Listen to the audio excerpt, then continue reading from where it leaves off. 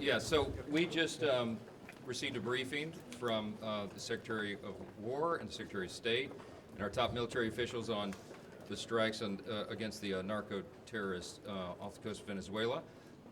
Questions are still being answered by members, but I think the information that was provided was very helpful. It affirms what many of us have already known, and I'm going to share some thoughts with you about what was shared in there, but ultimately the big question about what authority supports all this. The President of the United States has directed these actions consistent with his responsibility, and that responsibility is clear: to protect Americans and United States interests abroad, and in furtherance of the United States national security and foreign policy interests, pursuant to his constitutional authority. He has that authority as Commander-in-Chief and as the Chief Executive to conduct foreign relations.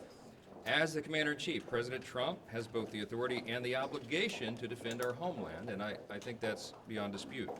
Pursuant to this constitutional authority and the law of armed conflict, the President determined that the United States is in non-international armed conflict, that's NIAC as the acronym is known, and that is with designated terrorist organizations and their affiliates who have evolved into complex structures with financial means and parliamentary capabilities needed to operate with impunity, engage in violence and terrorism. That presents a clear and present danger to the security of America and threaten other nations in our hemisphere. I want to make this point very clear. Over the last 4 years alone, America has lost more lives to drug overdoses and other drug-related deaths than we did to the enemy actions in World War II, Korea, Vietnam, Afghanistan, and Iraq combined. This is a serious problem that a serious administration is addressing. These are highly organized and sophisticated narco-terrorist organizations, and they operate, as we said, with impunity. And the President has determined that these cartels constitute the legally defined groups that allow us to take these actions.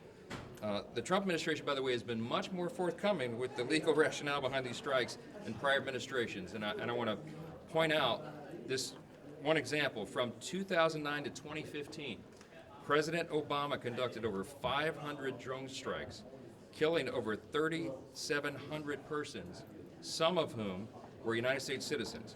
And he never offered any legal justification to Congress at all. The Department of War has now briefed Congress more than 20 times in bipartisan classified settings on these strikes. Secretary Rubio and Secretary Hegseth have briefed the Gang of 8 and the Gang of 16 as well. I've been in those briefings myself.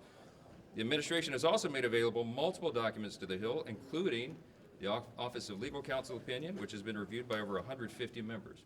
The Department of War has shown video of the September 2nd strike to the Gang of 8 and leadership of the Armed Services and Defense Appropriations Committees.